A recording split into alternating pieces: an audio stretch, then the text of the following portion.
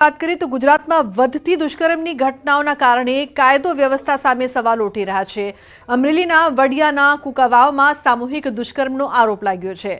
21 વર્ષીય યુવતીને લગ્નની લાલચ આપી સામૂહિક દુષ્કર્મ ગુજાર્યું હોવાની ફરિયાદ થઈ છે। તો ભાવનગરના વર્તેજ પંથકમાં 5 વર્ષની બાળકી સાથે દુષ્કર્મનો આરોપ લાગ્યો છે। પાડોશમાં રહેતા 21 વર્ષીય યુવકે આ કૃત્ય આચર્યાની ફરિયાદ થઈ છે। તો વલસાડના મોતીવાડામાં યુવતી પર રેપ કરી તેની હત્યા નિપજાવવાની ઘટના બાદ પોલીસે આરોપીની ધરપકડ કરી છે।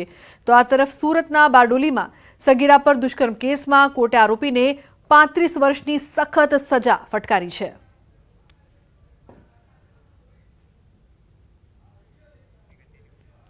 ભાવનગરમાં પણ 5 વર્ષની બાળકી સાથે દુષ્કર્મ। વર્તેજ પંથકમાં 5 વર્ષની બાળકી સાથે દુષ્કર્મ। પાડોશમાં રહેતા 21 વર્ષીય યુવક પર દુષ્કર્મનો આરોપ। ચોકલેટ અપાવવાની લાલચ આપીને દુષ્કર્મ ગુજાર્યાનો આરોપ। વર્તેજ પોલીસે ફરિયાદ નોંધીને તપાસ શરૂ કરી। તો બાળકીને ગંભીર ઇજાઓ થતા હોસ્પિટલ ખસેડાઈ છે।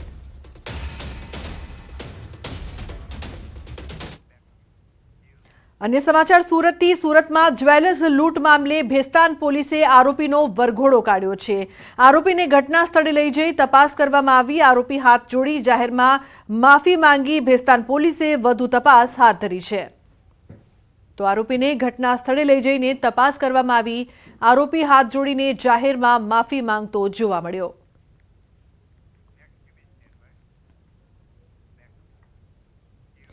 ઉત્તર ગુજરાતમાં સીઆઈડી ક્રાઇમની મોટી કાર્યવાહી। નનામી અરજીના આધારે સીઆઈડીના દરોડા। ઉત્તર ગુજરાતમાં બીઝેડ ગ્રુપ પર સીઆઈડીની તવાઈ। બીઝેડ ગ્રુપના સીઈઓ છે ભૂપેન્દ્ર ઝાલા।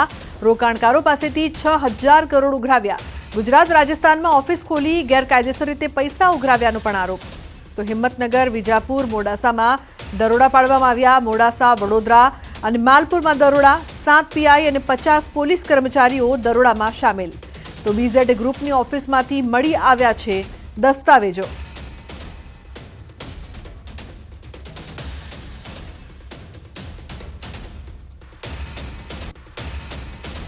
અરવલ્લી, સાબરકાંઠામાં સીઆઈડી ક્રાઇમની તપાસ। બીઝેડ ગ્રુપની ફાઇનાન્સ સર્વિસની ઓફિસો પર તપાસ। બીઝેડ ગ્રુપના એજન્ટોની ઓફિસો પર તપાસ કરવામાં આવી છે। રણાસન, મોડાસા, માલપુર ખાતે સીઆઈડી ક્રાઇમની તપાસ। પોલીસ દ્વારા ઓફિસોમાં દસ્તાવેજોની તપાસ। પોન્ઝી સ્કીમો પર સીઆઈડીના દરોડા। હિંમતનગર, પ્રાંતિજ, તલોદ અને મોડાસામાં પણ દરોડા। અરવલ્લી તેમજ સાબરકાંઠા જિલ્લામાં સીઆઈડી ની જે ટીમો દ્વારા અલગ અલગ ટીમો બનાવી અને દરોડા પાડવામાં આવ્યા છે બીઝેડ ફાઇનાન્શિયલ સર્વિસ દ્વારા। જે રોકાણકારોને જે લોભામણી જે લાલચ આપી જે ફાઇનાન્શિયલ સર્વિસ કરવામાં આવતી હતી બીઝેડ ફાઇનાન્શિયલ સર્વિસના જે એજન્ટો છે તેમની સાથે પૂછપરછ કરવામાં આવી છે। આપણે આ દ્રશ્યો જોઈ શકો છો કે મોડાસા શહેર ખાતે આવેલી જે એજન્ટની ઓફિસ છે ત્યાં આપણે ઊભા છીએ। સાથે જ આ સિવાય માલપુર તેમજ મેઘરજ સિમલવાડાની જે ઓફિસ છે ત્યાં પણ તપાસ કરવામાં આવી છે। લગભગ આ જગ્યાએ 4 કલાકથી વધુ તપાસ જે સીઆઈડી ક્રાઇમના જે અધિકારીઓ છે તેમના દ્વારા કરવામાં આવી હતી। અહીંથી જે દસ્તાવેજો જપ્ત કરવામાં આવે છે તેમાં જાણવા જોગ 5/24 અન્વયે તપાસ શરૂ કરવામાં આવી હતી। અહીંથી પણ પ્રિન્ટર સહિત જે સામાન જપ્ત કરવામાં આવ્યો છે। જિલ્લામાં અન્ય ઓફિસોમાંથી કોમ્પ્યુટર સહિત સામાન જપ્ત કરવામાં આવ્યો છે। કાર્યવાહી કરવામાં આવી છે, એજન્ટોની પૂછપરછ કરવામાં આવી છે। જોવાનું એ રહે છે કે સીઆઈડી ક્રાઇમની તપાસ હવે કઈ દિશામાં જાય છે। હાર્દિક પટેલ, ન્યૂઝ 18 ગુજરાતી, અરવલ્લી। તો અમદાવાદમાંથી ઝડપાયેલ નકલી આઈએએસ અધિકારી મામલે વધુ એક ખુલાસો થયો છે। મહાઠગ મેહુલ શાહે બોપલની શાળાના સંચાલકને ઠગવાનો પ્રયાસ કર્યો હોવાનો ખુલાસો થયો છે। ઠગબાજ મેહુલ શાહ બોપલની સેન્ટ એન્સ સ્કૂલનો 125 કરોડમાં ખરીદી લીધી હોવાનો શેખી મારતો હતો। જો કે શાળાનો કોઈ સોદો ન થયો હોવાની અને શાળા હજી પણ તેમની પાસે જ હોવાની સંચાલકે સ્પષ્ટતા કરી છે। શાળા સંચાલક મુજબ ઠગબાજ મેહુલ શાહ જ્યારે પણ સેન્ટ એન્સ સ્કૂલમાં આવતો હતો ત્યારે લાલ લાઇટવાળી કારમાં આવતો હતો અને અસારવાની શાળા સહિત 3 થી 4 સ્કૂલ ખરીદી લીધી હોવાનો દાવો પણ કરતો હતો। અમદાવાદ ક્રાઇમ બ્રાન્ચે પકડેલા મહાઠગ એવા નકલી આઈએએસ અધિકારી મેહુલ શાહ મામલામાં વધુ એક ખુલાસો થયો છે। મેહુલ શાહે શેખી મારી હતી કે તેણે બોપલની જે આ સેન્ટેન્સ સ્કૂલ છે તે તેણે 125 કરોડ રૂપિયામાં ખરીદી લીધેલી છે અને અમદાવાદની અલગ અલગ સ્કૂલમાં પણ તે પોતે એ માલિક છે તેવી શેખીઓ મારતો હતો। તેણે અહીંયા બોપલની સ્કૂલમાં પણ સંપર્ક કર્યો હતો, તેના ટ્રસ્ટીઓની સાથે મળી અને અલગ અલગ સ્કૂલનો તે માલિક છે તેવી અહીંયા તેણે શેખી મારી હતી। તેણે અસારવાની જે વિશ્વ સ્કૂલ છે તેણે તે 35 કરોડમાં ડીલ કરી હોવાની પણ અહીંયા એણે શેખી મારી હતી.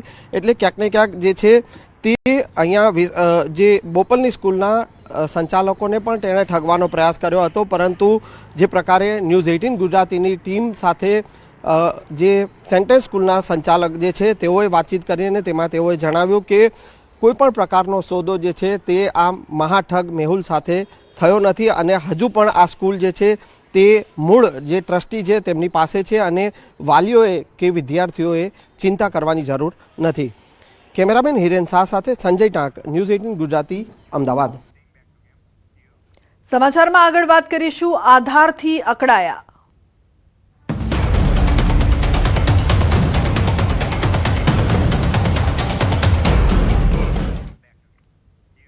તો વડોદરામાં આધાર કાર્ડ અપડેટ માટે અરજદારોને હાલાકી થઈ રહી છે. આધાર કાર્ડમાં સુધારા અને ઈ-કેવાયસી માટે વહેલી સવારથી જ જૂની જિલ્લા કલેક્ટર કચેરીમાં ભારે ભીડ જોવા મળી રહી છે. રાશન કાર્ડનું આધાર કાર્ડ સાથે ઈ-કેવાયસી લિંક કરાવવા માટે અરજદારો ધક્કા ખાવા મજબૂર છે. અરજદારોનો આક્ષેપ છે કે સવારે 4 વાગ્યાથી લાઇનમાં ઊભા રહેવા છતાં વારો નથી આવતો. દિવસમાં માત્ર 100 લોકોને ટોકન આપવામાં આવે છે, જ્યારે બાકીના લોકોએ વિલામોએ ઘરે પરત ફરવું પડે છે. સર્વર વારંવાર ઠપ થઈ જતા લોકો છેલ્લા 3 દિવસથી ધક્કા ખાવા મજબૂર થઈ ગયા છે. તો બીજી તરફ જૂની જિલ્લા કલેક્ટર કચેરી જર્જરિત હોવાથી અહીં બિલ્ડિંગમાં પ્રવેશ પર પ્રતિબંધ છે. તેમ છતાં રોજ મોટી સંખ્યામાં અહીં અરજદારો આવે છે અને જીવના જોખમે વહેલી સવારથી લાઇનમાં ઊભા રહેવા મજબૂર છે. 2 દિવસથી ધક્કા ખાઈએ છીએ. તેની અગાર મહિનાથી પણ ધક્કા ખાતા હતા, તોય થયું જ નહીં. બધા કાર્ડો માંગ્યા કરે, આ કાર્ડ લાવો, પેલું કાર્ડ લાવો, એવું કર્યા કરે. હવે કાલે આવ્યા હતા કે તમારે એનો નોમ કમીનો દાખલો લાવો. કે નોમ કમીનો દાખલો અડધી ઉંમરે કઈ કરવા જઈએ આપણે એમ, તો એમને કરવું જોઈએ ને અમારું કામ એમ. કોઈ આપતું જ નથી જવાબ. આવ્યું જોઈશે, પેલું જોઈશે, એવું કર્યા કરે છે. ટોકન 11 વાગે આપી અને એમાં તો શોર્ટ ટોકન મળે આપે છે. એમાં આયા તો ખરા, ના આયા તો કઈ નહીં. આજે આજુબાજુ જિલ્લાના બધા જ ગામડાના બુજુર્ગ, એઝેડ, જે બીપી ડાયાબિટીસના પેશન્ટ છે તે સવારે 5 વાગ્યાથી કોઈક 4 વાગ્યાથી લાઇનમાં ઊભા છે. 11 વાગે ટોકન નંબર ખુલશે, ત્યાર પછી ફોર્મ ભરવામાં આવશે. 5-6 વાગ્યા સુધી આ ભયજનક બિલ્ડિંગની નીચે ઊભા છે. બરાબર, કોઈ હાદસો થઈ જાય, કોઈ મેટર થઈ જાય તો એની જવાબદાર થોડા ઇન્ક્વાયરી થાય અને પછી એ વસ્તુ બધું બંધ થઈ જાય. અમે 2-3 દિવસથી ધકોડા ખાઈએ છીએ. સવારમાં કારના 4 વાગ્યાના આવીને બેઠા છે અહીંયા આગળ, પણ કઈ વ્યવસ્થા છે નહીં. એના ભાઈ જીલિંગ બિલ્ડિંગ છે. હવે કઈ થાય તો સરકાર શું કરશે? સરકાર કઈ એ કરશે? અમને કશી વ્યવસ્થા નથી આવી, નહીં શૌચાલયની વ્યવસ્થા સારી કે નહીં પાણીની કે કશી વ્યવસ્થા છે નહીં અહીંયા આગળ. જે કરો તે પોતાની જાતે કરો અને આપણે આ ધકોડા ખવડાવે તે જુદા આપણાને. જોના જોખમને દખે બે કામ કરાવવાનું એટલે આપણે કરવું બે જવું પડે છે. શું કરવાનું આવું કરી છે એટલે સસ્તાનાની દુકાનદારો છે એમને પણ હવે એક્સેસ આપી દીધા છે. તો લોકો અહીંયા ના આવે ત્યાં એમના જોડે કેવાયસી કરાવે તો પણ ગામે જ થઈ જાય એમ કે જે ગ્રામ પંચાયતમાં પણ લોકો જઈ શકે છે એ કેવાયસી કરવા માટે. સસ્તાનાની દુકાને પણ જઈ શકે છે. શાળાના જે છોકરાઓ હોય, નાના છોકરાઓ, તો શાળાના આચાર્યનો પણ અમે એક્સેસ આપી દીધા છે PDS પ્લસના. તો ત્યાં પણ બેઠા બેઠા થઈ જશે એમ. જો તમે એક રેશન કાર્ડ ધારક છો તો ઈ-કેવાયસી કરાવવું તમારા માટે ફરજિયાત છે. વડોદરા શહેરમાં લોકો ઈ-કેવાયસી કરવા માટે આવી રહ્યા છે, પરંતુ તેઓ પોતાના જીવના જોખમે આ ઈ-કેવાયસી કરાવતા હોય તેમ લાગી રહ્યું છે. સીધા દ્રશ્યો બતાવીશું. આ જે જૂની કલેક્ટર કચેરી છે ત્યાંના દ્રશ્યો છે અને આ જે બિલ્ડિંગ છે કે જ્યાં આખો પ્રોસેસ છે તે કરવામાં આવી રહ્યો છે. એ બિલ્ડિંગની બહાર એક બોર્ડ મારવામાં આવ્યું છે કે આ બિલ્ડિંગ જે છે તે ભયજનક છે અને અહીંયા પ્રવેશ જે છે તે નિષેધ છે. ત્યારે આ બોર્ડની સાથે સાથે અહીંયા બેઠેલા લોકો છે એ તમને બતાવીશું કે એક તરફ આ જોખમી ઇમારતનું બોર્ડ માર્યું છે અને બીજી બાજુ લોકો જે છે અહીંયા ઈ-કેવાયસી કરવા માટે આવ્યા છે. એટલે સ્વાભાવિક વાત છે કે લોકો જે છે ત્યાં પ્રક્રિયા પોતાના જીવના જોખમે કરાવી રહ્યા છે. બીજી વાત કરીએ તો અહીંયા જ્યારે લોકો આવે છે ત્યારે તેમને યોગ્ય કોઈપણ પ્રકારનો જવાબ જે છે તે મળતો નથી. વહેલી સવારે 3-4 વાગ્યાથી લોકો અહીંયા આવી જાય છે અને લાંબી કતારો જે છે તે આ મુજબ લગાવી દે છે. લગભગ 11 વાગ્યાની આસપાસ ટોકન આપવામાં આવે છે. એમાં પણ જે તમામ લોકો આવ્યા હોય એ તમામ લોકોને ટોકન નથી મળતી. એક મર્યાદિત સંખ્યામાં લોકો જે છે તેમને ટોકન આપવામાં આવતી હોય છે. ત્યારે લોકો અહીંયા હેરાન પરેશાન થઈ રહ્યા છે. ઇમારતની વાત કરીએ તો જર્જરિત ઇમારત તો છે જ, પરંતુ અહીંયા શૌચાલય સહિતની જે પાણીની વ્યવસ્થા હોય એ પીવાના પાણીની વ્યવસ્થા પણ નથી. એટલે અયોગ્ય વ્યવસ્થા વચ્ચે લોકો જે છે અહીંયા ઈ-કેવાયસી કરવા માટે આવી રહ્યા છે. લોકો જે છે તેઓની અંદર ભારે રોષ જોવા મળી રહ્યો છે. આ તમામ લોકો તમે જે જોઈ રહ્યા છો તે વડોદરા ગ્રામ્યના લોકો છે. લોકોનું એવું કહેવું છે કે ગામડાથી શહેર સુધીનો ધક્કો ખવડાવો એના કરતાં જો આ જ પ્રક્રિયા ગ્રામ પંચાયતમાં કરી દેવામાં આવે તો ગ્રામના લોકોને વધુ સરળતા રહે. ગૃહિણીઓ છે પોતાનું ઘર છોડીને આવી છે, તો જે યુવાનો છે પોતાની નોકરી છોડીને આવ્યા છે, ત્યારે આ વ્યવસ્થા સુધારવામાં આવે તેવી જે માંગણી છે તે અરજદારો કરી રહ્યા છે. હાર્દિક દીક્ષિત, ન્યૂઝ 18 ગુજરાતી, વડોદરા. તો રાજકોટના આધાર કેન્દ્ર બહાર કેવાયસી માટે લોકો કતારોમાં લાગ્યા. આધાર કેન્દ્ર બહાર લોકોના હાલ બેહાલ જોવા મળ્યા. લોકો પારાવાર મુશ્કેલીઓનો સામનો કરતા નજરે પડ્યા છે. રાજકોટ મહાનગરપાલિકાના સેન્ટ્રલ ઝોન કચેરી ખાતે આધાર કેન્દ્ર બહાર 500 જેટલા લોકો લાઇનમાં ઊભા જોવા મળ્યા. ત્યારે ન્યૂઝ 18 અરજદારોની વ્યથા સાંભળી. અરજદારો વહેલી સવારના 9 વાગ્યાથી લાઇનમાં ઊભા છે. લગભગ 3 કલાકથી પણ વધુ સમય સુધી લોકો લાઇનમાં ઊભા રહ્યા બાદ પણ વારો ન આવતો હોવાનું અરજદારોએ જણાવ્યું. કેટલાક અરજદારોએ 3 દિવસથી ધક્કા ખાવા છતાં કેવાયસી ન થયાનું જણાવ્યું.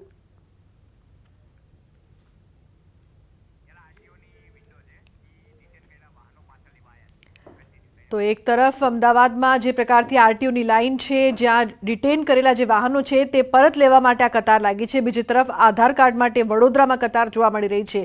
લોકો કલાકોથી ઊભા છે. રાજકોટમાં પણ આ જ દ્રશ્યો, આધાર કાર્ડ માટે કલાકોથી લોકો ઊભા છે, છતાં તેમનો વારો નથી આવી રહ્યો. લોકોને હાલાકીનો સામનો કરવો પડી રહ્યો છે.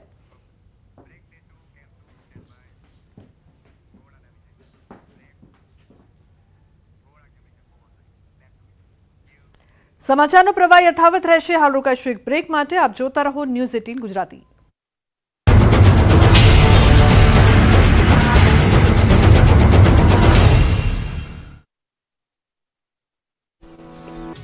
ખ્યાતિકાંડના મેડિકલ માફિયાઓ આખરે ઝડપાયા છે. અમદાવાદ ક્રાઇમ બ્રાન્ચે મોટું ઓપરેશન પાર પાડ્યું છે. કેસમાં ફરાર થયેલા 5 મોતના સોદાગરો સમાન આરોપીઓને ક્રાઇમ બ્રાન્ચે દબોચી લીધા છે. ખ્યાતિ મલ્ટી સ્પેશિયાલિટી હોસ્પિટલના CEO Chirag Rajput, marketing manager Rahul Jain અને મિલિંદ પટેલ, પ્રતિક ભટ્ટ અને પંકિલ પટેલની અલગ અલગ સ્થળેથી ધરપકડ કરવામાં આવી છે. આ ચંડાળ ચોકડી મધ્ય ગુજરાતના ફાર્મ હાઉસમાં છુપાઈ હોવાની માહિતી હતી, જેમાં ચિરાગ ખેડાથી જ્યારે રાહુલ અને મિલિંદને ઉદયપુરથી ઝડપાયા છે. ગૃહ રાજ્યમંત્રી હર્ષ સંઘવી આ કેસનું સતત મોનિટરિંગ કરતા હતા, ત્યારે હર્ષ સંઘવીના ભરોસા પર ક્રાઇમ બ્રાન્ચ ખરી ઉતરી છે. ખાતી હોસ્પિટલના જે મેડિકલ કેમ્પ યોજાયા હતા તે આરોપી રાહુલ જૈન અને મિલિંદ પટેલ જ ગોઠવતા. PMJAY અંતર્ગત સ્વસ્થ લોકોના પણ ઓપરેશન કરીને મોતના મુખમાં ધકેલનારા આરોપીઓને શોધવા પોલીસ રાત દિવસ એક કરી રહી હતી, જે આખરે ક્રાઇમ બ્રાન્ચના હાથમાં આવી ગયા. આ તમામ લોકો પોતાનો મોબાઈલ ફોન બંધ કરીને નવા મોબાઈલથી સોશિયલ મીડિયા દ્વારા સંપર્કમાં હોવાનો ખુલાસો થયો. આરોપીઓને હાલ અમદાવાદ ક્રાઇમ બ્રાન્ચ લઈ આવવામાં આવ્યા છે અને તેઓની પૂછપરછ કરવામાં આવી રહી છે. તેઓ કઈ રીતે ભાગ્યા હતા અને તેમણે કોને મદદ કરી હતી તે અંગેની તપાસ કરવામાં આવી રહી છે. જોકે આ કેસમાં હજી પણ 3 આરોપીઓ ભૂગર્ભમાં હોવાથી હજી તેની શોધખોળ કરવામાં આવી રહી છે. ખ્યાતિ હોસ્પિટલ કાંડમાં કુલ 9 આરોપીઓ સામે ગુના નોંધાયા છે, જેમાંથી અત્યાર સુધીમાં 6 આરોપીઓ પકડાઈ ગયા છે. આ કેસમાં સૌપ્રથમ ડોક્ટર પ્રશાંત વજીરાણીની ધરપકડ કરાઈ. હવે વધુ 5 આરોપીઓ ઝડપાયા, જ્યારે 3 આરોપીઓ હજી પણ વોન્ટેડ છે, જેમાં મુખ્ય કાર્તિક પટેલ વિદેશમાં છે, જ્યારે 2 આરોપી કોઠારી અને પટોલિયા ભારતમાં જ છે. જોકે આ બંને માફિયાઓ ભૂગર્ભમાં ઉતરી ગયા છે. રાજકોટમાં પાટીદારો બાખડ્યા છે. પટેલોની 2 સંસ્થા ખોડલધામ અને સરદારધામ વચ્ચે ઝઘડો સામે આવ્યો છે. એકબીજાના જાની દુશ્મન બની પાટીદારોની 2 મોટી સંસ્થા લેવા પાટીદાર આગેવાન અને સરદારધામના સૌરાષ્ટ્ર ઝોનના ઉપપ્રમુખ જયંતી સરદારા પર હુમલાને લઈને મોટો ઝઘડો થઈ ગયો છે. જૂનાગઢ SRPના PI અને ખોડલધામ ટ્રસ્ટના ટ્રસ્ટી સંજય પાદરિયા દ્વારા હુમલો કરવામાં આવ્યો હોવાની પોલીસ ફરિયાદ નોંધાઈ છે. આ હુમલાની ઘટનાએ સામાજિક રૂપ ધારણ કર્યું અને ખોડલધામ સરદારધામ વચ્ચેનું કોલ્ડ વોર સામે આવ્યું. ભોગ બનનાર જયંતી સરદારાએ હોસ્પિટલના બિછાનેથી ખોડલધામના ચેરમેન નરેશ પટેલનું નામ લેતા વિવાદ વકર્યો.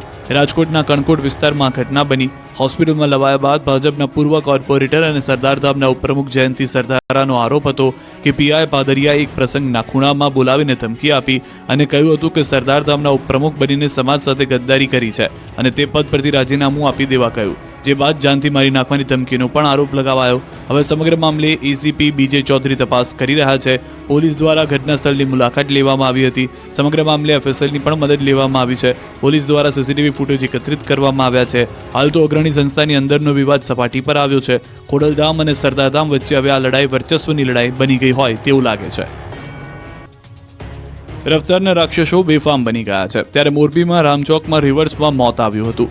મોરબીના રામચોક વિસ્તારમાં બેકાબુ બનેલી એક કારે અકસ્માત સર્જ્યો હતો. એક કાર ચાલક રિવર્સ લઈ રહ્યો હતો ત્યારે અચાનક કાર બેકાબુ બની જતા કાર બેરિકેડ અને વાહન સાથે અથડાઈ હતી. વાહનો પર કાર ચડાવી દીધી હતી. ઘટનાને લઈને દોડધામ મચી ગઈ હતી. આ ઘટનાને પગલે આસપાસના લોકો ઘટના સ્થળે ટોળું વળતા કાર ચાલક કારને સાઈડમાં મૂકવાનું બહાનું બતાવીને ભાગી છૂટ્યો હતો. આ મામલે મોરબી પોલીસે વધુ તપાસ હાથ ધરી. સર્પાકાર બાઇક ચલાવતા સ્ટંટબાજના દ્રશ્યો છે.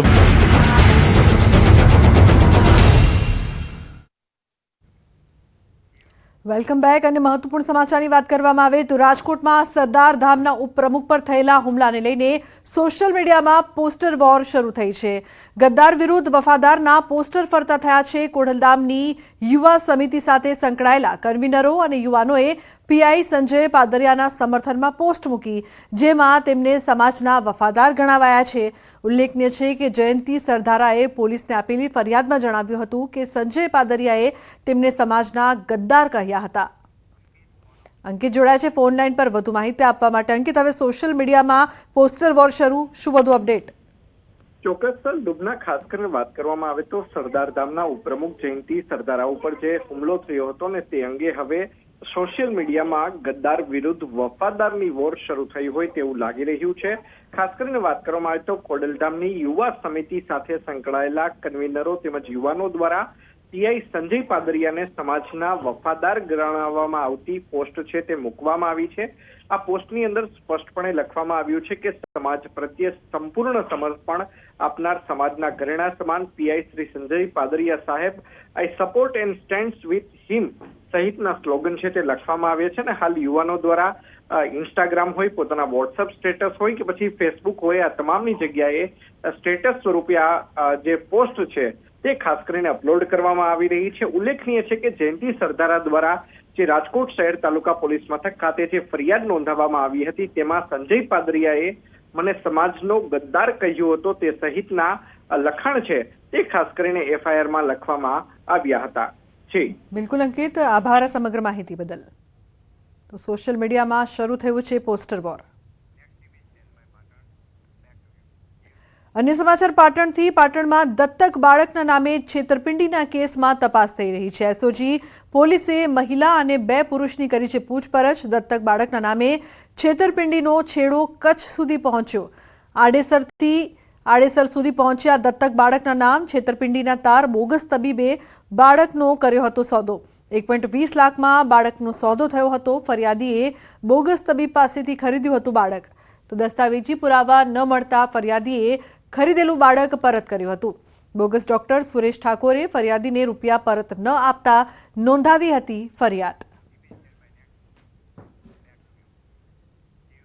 તો સુરતના માંગરોળના કોસંબા નજીક નેશનલ હાઈવે પર અકસ્માતની ઘટનામાં પોલીસનો તપાસનો ધમધમાટ. કોસંબા પોલીસે લક્ઝરી બસના ચાલક વિરુદ્ધ ગુનો દાખલ કર્યો. અકસ્માતની ઘટનામાં એક પેસેન્જરનું મોત થયાનું પોલીસે જણાવ્યું. ચાલકે પૂરઝડપે લક્ઝરી બસ ચલાવતા અકસ્માત સર્જાયો હોવાનું પોલીસની પ્રાથમિક તપાસમાં સામે આવ્યું. લક્ઝરી બસ હાઈવેથી નીચે ઉતરી ખાડામાં પડી ગઈ હતી, જેમાં 25 જેટલા પેસેન્જર્સને ઈજા થઈ હતી.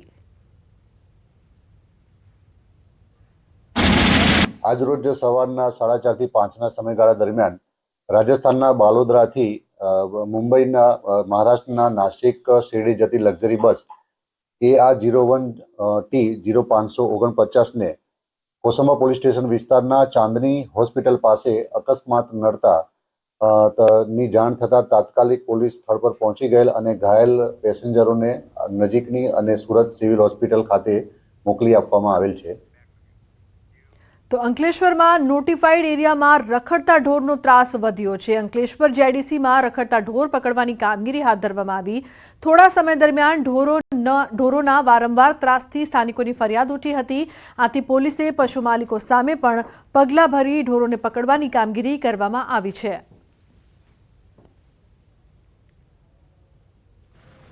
વસાહતમાં જે ઢોરોનો ત્રાસ હતો તેને દૂર કરવા માટે પોલીસના સહયોગથી આજે ડ્રાઈવ ચાલુ કરેલ છે, જેમાં નોટિફાઈડ દ્વારા ગાયોનું પકડવાનું કામગીરી હાલ ચાલુ છે અને તે બી હજી ચાલુ રહેશે પૂરા દિવસ માટે, જેથી જે ઓછું થઈ શકે એવો નોટિફાઈડનો પ્રયત્ન રહેશે. તો અમદાવાદમાં કિન્નરોની દાદાગીરી સામે આવી છે. અમરાઈવાડીના રાધે બંગલોઝમાં કર્યો હોબાળો. પ્રસંગ ભેટ ઓછી મળતા કર્યું અણછાજતું વર્તન. દીકરીના લગ્ન પ્રસંગ હોવાથી 51,000ની કરી હતી માંગ.